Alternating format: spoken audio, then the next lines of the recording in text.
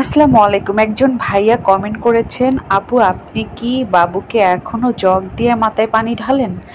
জানি না ভাইয়া আপনি এটা কেন করেছেন। আসলে ওটা জগ না, ওটা মগ।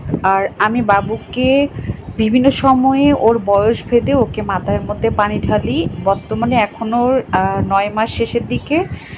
আমি ওকে বড় বলের মধ্যে বসিয়ে আমি গোসল করাই। তার আগে আমি আপনাকে আপনার প্রশ্নের উত্তরটা দেই। বাবুকে আমি প্রথম 6 মাস পর্যন্ত আমি তাকে ওভাবে দুটো ডিফারেন্ট স্টাইলে আমি গোসল করিয়েছি। প্রথমে মাথায় মগ দিয়ে পানি প্রথমের দিকে মাথা আমি রুমাল ভিজিয়ে শ্যাম্পু করিয়ে রুমাল ভিজিয়ে মুছে নিয়েছিলাম। তারপরে সেকেন্ড টাইম যখন 3 মান্থ প্লাস হয় তখন আমি তাকে মগ দিয়ে মাথায় পানি ঢালতাম। এখানে একটা ব্যাপার আছে ভাইয়া। ব্যাপারটা হলো যে আপনি যখন বাবুকে শ্যাম্পু করাবেন, শ্যাম্পু করার যখন আপনি রুমাল দিয়ে মুছে নেবেন তখন কিন্তু অনেক সময় শ্যাম্পুর যে একটা হালকা একটা আপনার হালকা ভাব থেকে যায়। এতে হচ্ছে বাচ্চাদের মাথার বিভিন্ন ধরনের ফাঙ্গাল ইনফেকশন হতে পারে, ড্যান্ড্রাফ হতে পারে। তার জন্য আমি 3 মাস পরে বাবুকে আমি সবসময় মগ দিয়ে মাথায় পানি ঢালতাম। আলহামদুলিল্লাহ, প্রথম বাচ্চা এবং প্রথম বাচ্চাকে আমি এভাবে এখনও অবধি যে টেক কেয়ার করে যাচ্ছি এবং এভাবে যে গোসল করিয়েছি, আমার বাচ্চার এখন পর্যন্ত কোনো ধরনের ঠান্ডার সমস্যা হয়নি।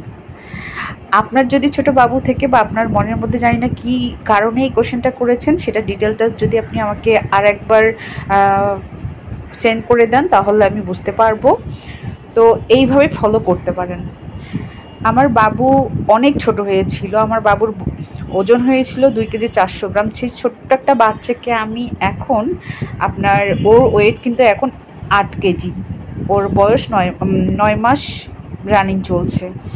তো আমার বাবুর কোনো ধরনের ঠান্ডার সমস্যা, কোনো ধরনের সমস্যা ইনশাআল্লাহ এখন পর্যন্ত হয়নি, আলহামদুলিল্লাহ।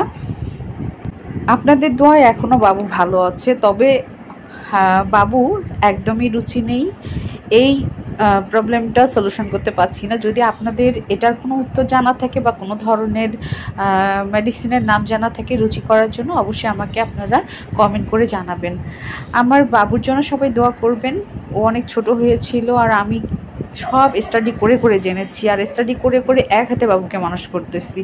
কখনো দাদা দাদি, নানা নানি, চাচা চাচি, খালা ফুপু এগুলোর কথা আমি শুনি নাই। আমি নিজেই নিজের বাচ্চাকে স্টাডি করে টেক কেয়ার করেছি। আমার মনে হয় প্রতিটা মায়েরই তাই করা উচিত। দেখেন আমার বাবু কিন্তু যখন ওকে আমি গোসলের জন্য বলে বসে, ও যে কি খুশি হয়। আর ও কিন্তু একদমই কাওয়াজ করে না গোসলের সময়। আর বাবুকে আমি গোসল করিয়ে সাথে সাথে আমি এভাবে মুছে দেই, আর লোশন সাথে সাথে দেই না। আর সাথে সাথে লোশন একদমই দেওয়া ঠিক না। আপনার 10 থেকে 15 মিনিট পরে লোশনটা গায়ে দেওয়া উচিত। আর আমার বাবুকে ধরনের ব্যায়ামগুলো আমি শিখিয়েছি যেগুলো গ্যাস রিলিজ করে। ও কিন্তু নিজেই ওর ব্যায়ামগুলো করে। ঠিক আছে, ভালো থাকবেন। আপনার প্রশ্নের জন্য ধন্যবাদ।